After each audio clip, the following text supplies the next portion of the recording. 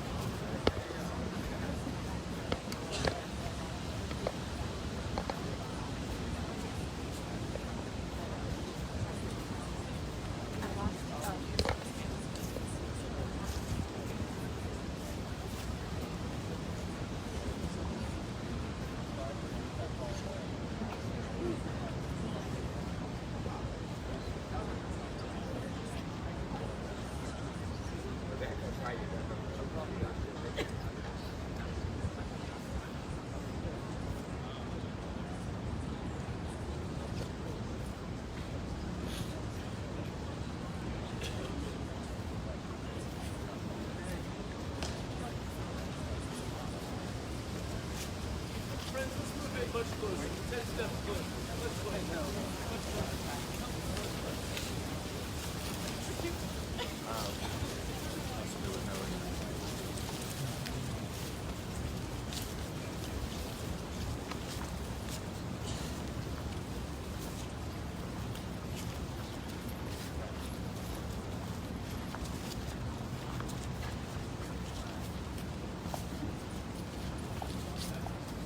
Good afternoon, everyone. My name is Rabbi Josh Bolton, and I'm the director of the Jewish Renaissance Project at Penn. We're gathered this afternoon in a moment of intense grief and loss for the Jewish community. By now, the news has long reached us how on the Sabbath morning, a man entered a Pittsburgh synagogue and cut down 11 worshipers, parents and grandparents, in the most violent act of anti-Semitism in the history of Jewish life in America. We're gathered this afternoon to commemorate lives that have been lost and to pray on behalf of the injured. We're gathered this afternoon because even though there is nothing at all that can be said to comfort us, it is nevertheless good to come together, to be with one another, to share in sorrow, and to share in the confusion of this moment, to stand side by side with members of the Jewish community and with members of the Penn community as a whole, demonstrating that our shared destiny, while it may be tested, will not be undermined. There are many people to thank for working quickly to make this moment a reality. So though I may risk leaving some out, I want to thank, first of all, the student leaders of Penn Hillel and of PRISM. I want to thank Francesca Resnick, who first reached out to us with the vision for this gathering.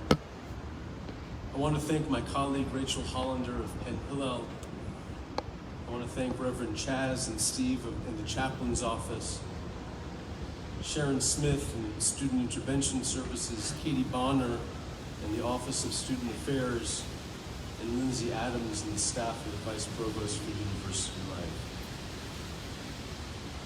There are many voices who wish to share words of comfort and encouragement with us. We will be blessed by the music of the Shabbatones, and we will close our vigil by recalling the names of the victims and reciting the mourners' Kaddish in their memory. It brings us great honor to be joined this afternoon by University President Dr. Amy Gutman. President Gutman, thank you for your swift response to this tragedy and for your words of comfort and consolation that reached Jewish student leaders and our entire community only a short time after Saturday's events.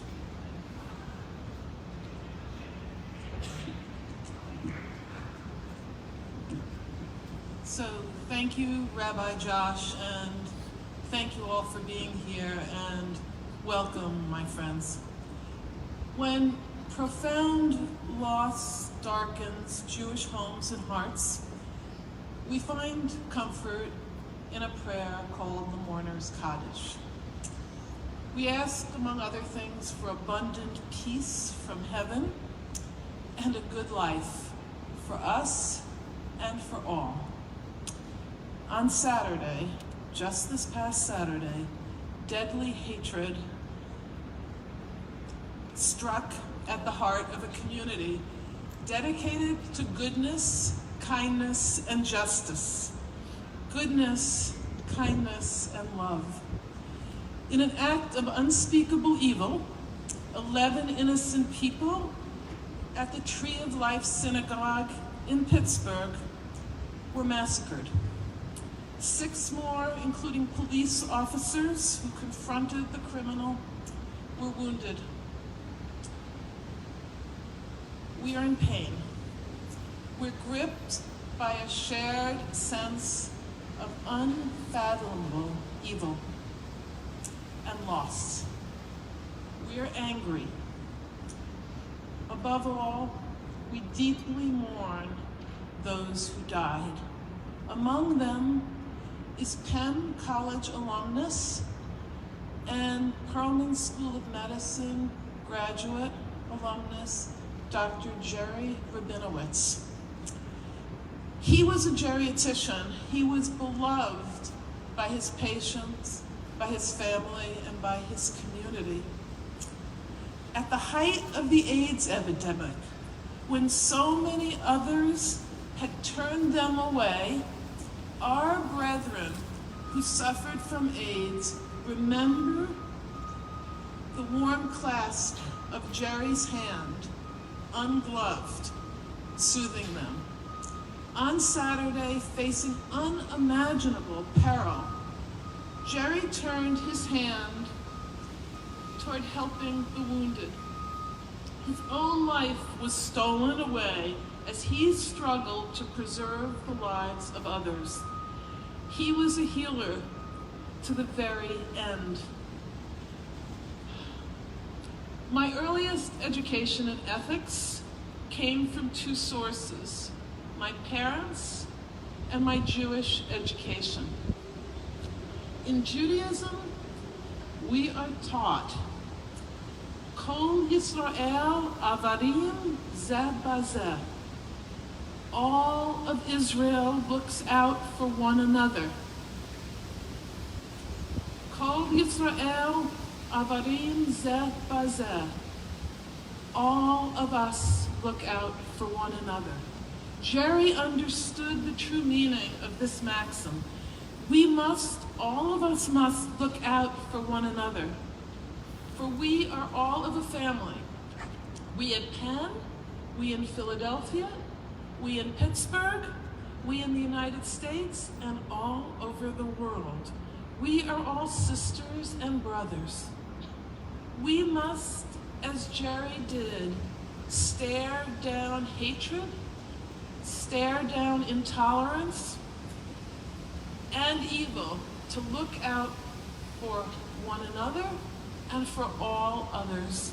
Today and in our days ahead, we all have a choice to make. We are beset by rising anti-Semitism, make no mistake about it. Growing intolerance, make no mistake about it. Inexcusable vitriol from elected leaders, erosion of our values and the civil norms of a decent society. People possessed by demons attempt to destroy good people and to harm good communities. And sometimes, alas, sometimes they succeed. Yes, we have a choice. Do we give in to fear, to hatred, to despair, to the seeming chasms of our differences? Or do we stand up, not just today, but every day, and look out for one another? Just as Jerry was not powerless, we are not powerless. Kol Yisrael Aravim Zeh Bazeh. All of us will look out for one another. We will do that, and there will always be a way forward, a hope undimmed, a resolve reaffirmed. Here today in our home at Penn, we offer our deepest sorrow, our love, and our gratitude for goodness and wisdom shared. We choose neither fear nor division. We choose courage and we choose community.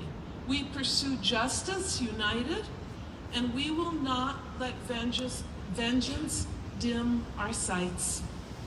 We pour our souls into mourning for Dr. Jerry Rabinowitz, for his loved ones, and for all those who lost their lives in the peace of their generous, kind, and loving community.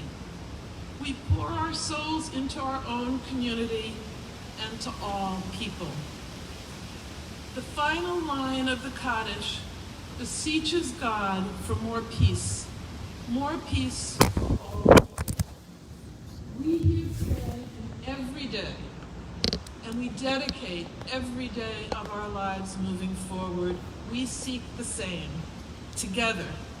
And let there be no doubt, we will all look out for one another. Thank you. Oseh shalom b'marvav, hu yaseh shalom aleinu, v'al kol Yisrael, v'imru, amen.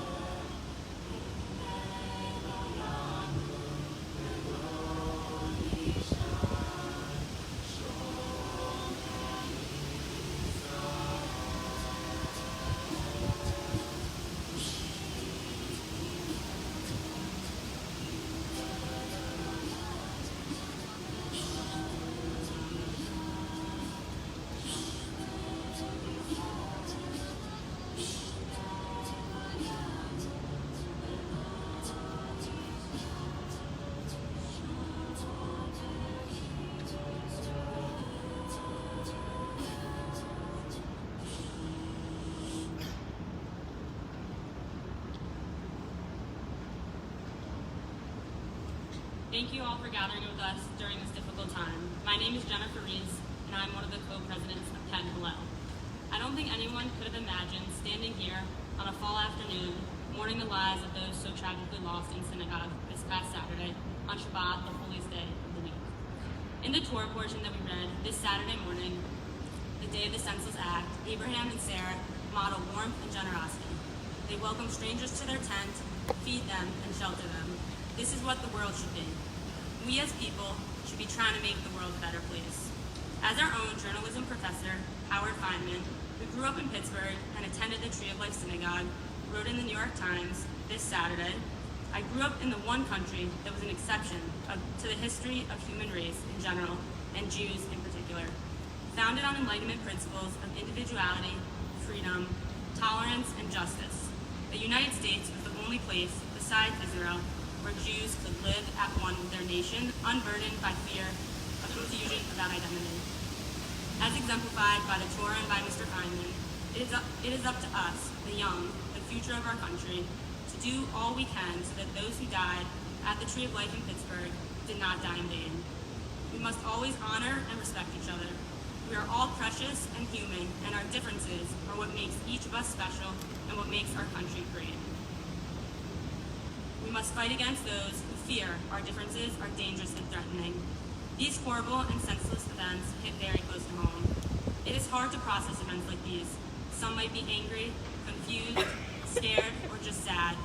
No matter our different ways of coping in this difficult time, it is important for us to find comfort and strength in those around us. We, the Penn community, the Hillel community, and the Jewish community are here for all of you as we pray for the recovery of the injured and the healing of the Pittsburgh community. Thank you.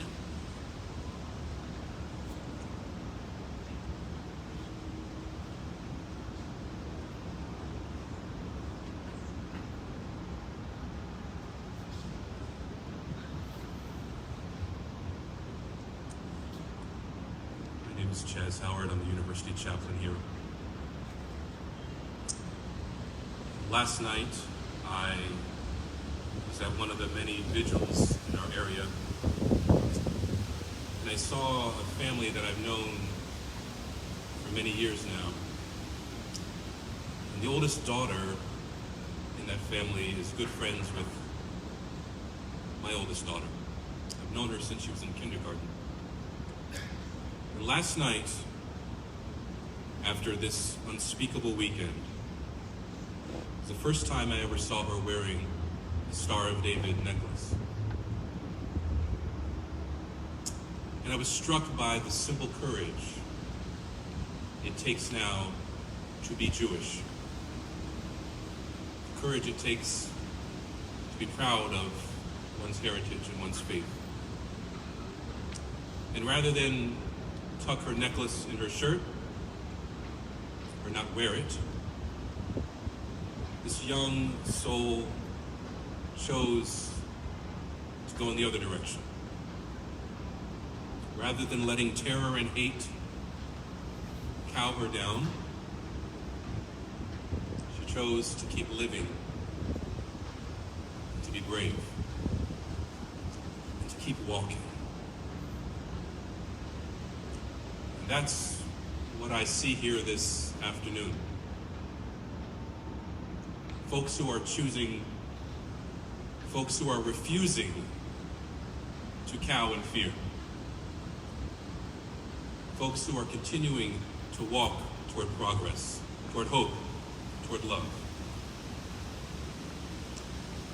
And I'm here with several other voices in the greater faith community, the greater Penn community, to tell you, sisters, brothers, the Jewish faith, the Jewish heritage, that you are not walking alone. Among the most moving Torah portions in my life is this moment when David is being hunted by King Saul. And Jonathan goes to meet him. Scripture says they wept together. Different fathers, They wept together.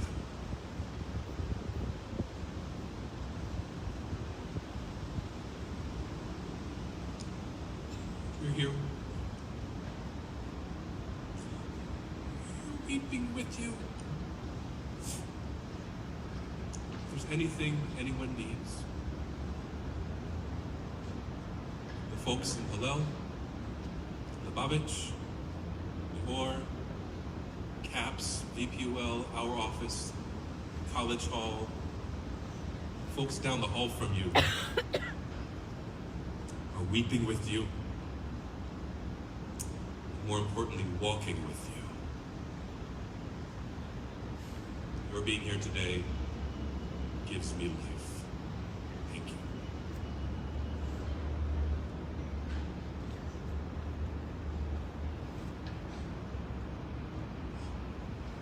Hello, everyone. My name is Amy Goldstein, and I'm very new to the Penn community, having moved here last year to work at CHOP. I grew up across the river in Cherry Hill, New Jersey, and then eventually made my way to Pittsburgh to go to medical school and had a long medical career there until coming here last year. My husband and I picked Squirrel Hill because of its vibrant Jewish community. We are members of Tree of Life, or the Simcha Synagogue, where my 3 children went to Hebrew school and had their bat mitzvahs and bar mitzvah. And yes, I know everyone who is involved in this crime against humanity. And what I want to tell you, because you've heard about many of the victims, I'm a child neurologist, and I take care of adults with developmental disabilities. And you may have read about Cecil and David Rosenthal, the brothers who had developmental disabilities. And I just want to share with you that we used to have special needs Shabbats because we had a very special rabbi, Chuck Diamond, who merged or the simcha of joy and of a celebration, his synagogue with Tree of Life, and honored every single person who walked into that synagogue. And my niece, Lily, had her baby naming there one April, and Cecil wanted to hold the baby, and he was such a beautiful, gentle soul. I used to call him the gentle giant, and he was my friend. And of course, all of the victims you know their names. And I also want to share with you that I didn't know how I was going to wake up today and come back to work. And on Saturday night, my husband and I went to Rittenhouse Square, where we did not need to be alone. We were surrounded by our new community. And I didn't know the names, and I was saying the Mourner's Kaddish, still not knowing who all was going to be involved, and knowing that my friends and some of my family were still around the JCC at the corner of Forbes and Murray looking for their loved ones. And of course, when I said the Mourner's Kaddish yesterday in South Jersey, I then knew the names. And again, I woke up this morning not knowing how to move on, reached out to Hillel in the chaplain's office this morning, and I'm so grateful to be here in the Penn community, just knowing that I'm not alone. So I want to thank everybody very much for being here. And just one more thing to share, because this is the grace of God. This morning I came into work because I had to see 2 brothers with developmental disabilities to take care of, and they helped me go back to work today. So thank you all very much.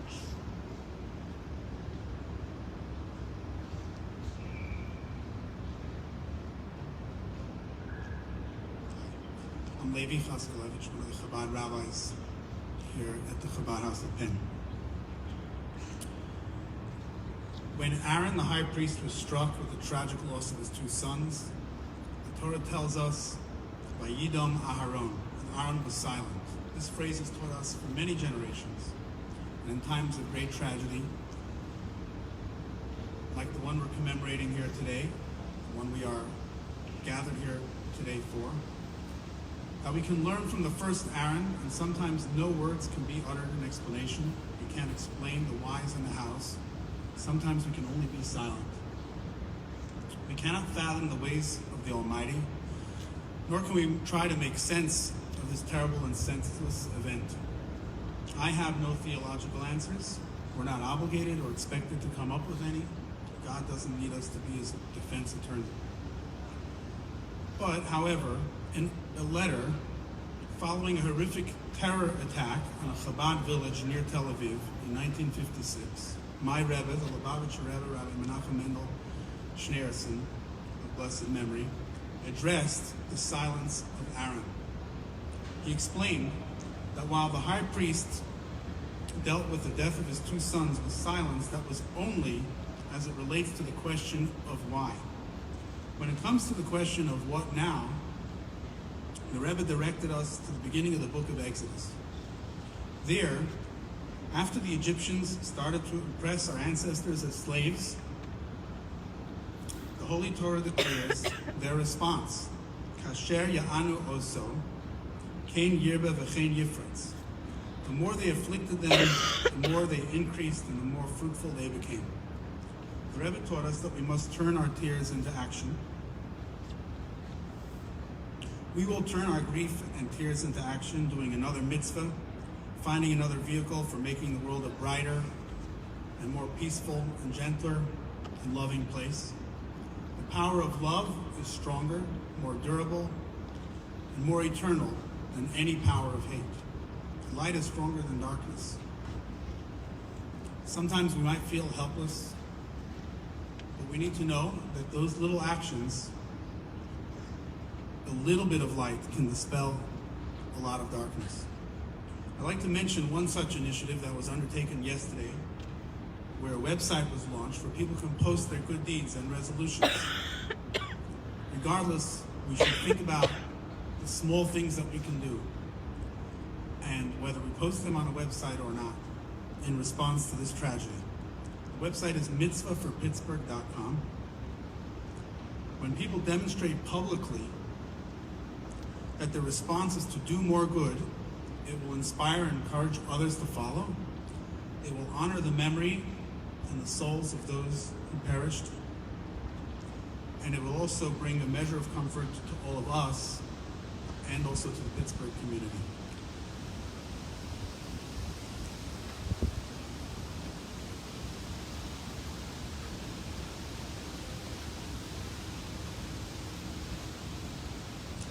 My name is Alia Fermanali. I'm the chair of PRISM, which is the interfaith umbrella group for religious and spiritual life here at Penn. But I am also here now and always as your Muslim sister. There are two verses from the Quran which I often come back to and which I find particularly meaningful in this moment. Both address all of humankind. The first attests that we are all born of a single soul. The second attests that God has made us into diverse peoples and tribes so that we may come to know one another. And in this moment, I would say not only to know one another, but to be with and there for one another. These verses are a call and inspiration for us to come together always, but especially during this difficult time. With that, I would like to say that I too deeply grieve with you. I would like to say especially to the Jewish community at Penn that you are loved and appreciated, and that the interfaith community is here to support you in whatever way you need. Thank you. Good afternoon. There's a lot of us here, a lot of us speaking. I want to say thank you to Chaz and to Rabbi Josh, and everybody for making this a possibility. And Dr. Gutman spoke beautifully, really opened things up. Thank you. And my name is Rick Fox, and I'm the director of Maor Penn. I'm a Penn alumnus. And I'm not from Pittsburgh, I'm from Cincinnati, which is right down the Ohio River. And I'm not a member of Tree of Life Synagogue, but I'm a member in Cincinnati of the synagogue exactly like it, called KK B'nai Israel, where my parents were members and my grandparents were members of that place. And the 11 people who aren't here anymore remind me of everybody that I grew up with. And they're not here anymore.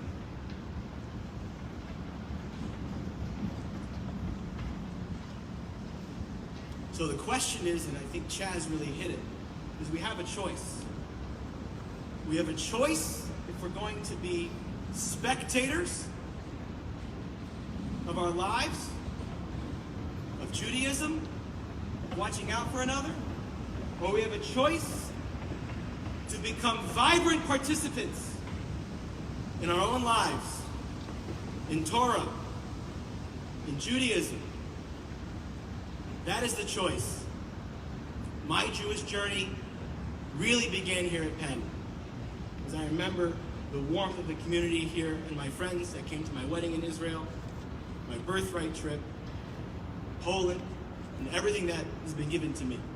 And everything's here for you. Amazing programs, incredible rabbis, incredible people, incredible educators. Rabbi Josh's program, hundreds of programs here for you to be a part of. Whether it's Chabad, or volunteering at CHOP, or our program, or Levi's program, we have to think about the choices. That we have a choice to be spectators or to walk away here forever as vibrant participants of our lives and Judaism. Thank you.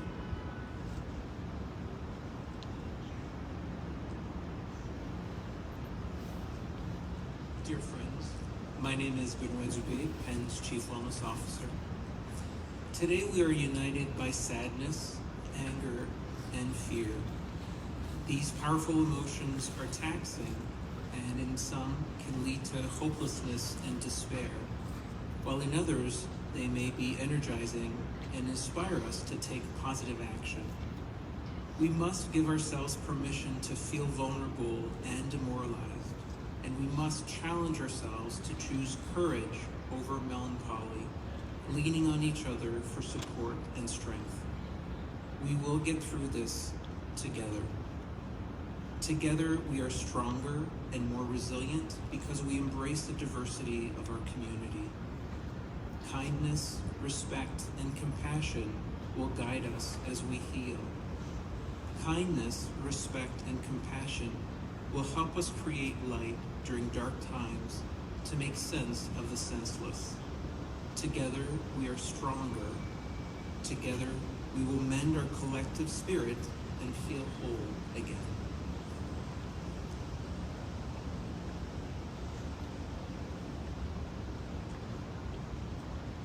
Thank you to everyone who spoke, from the community, from students, student leaders, campus leaders.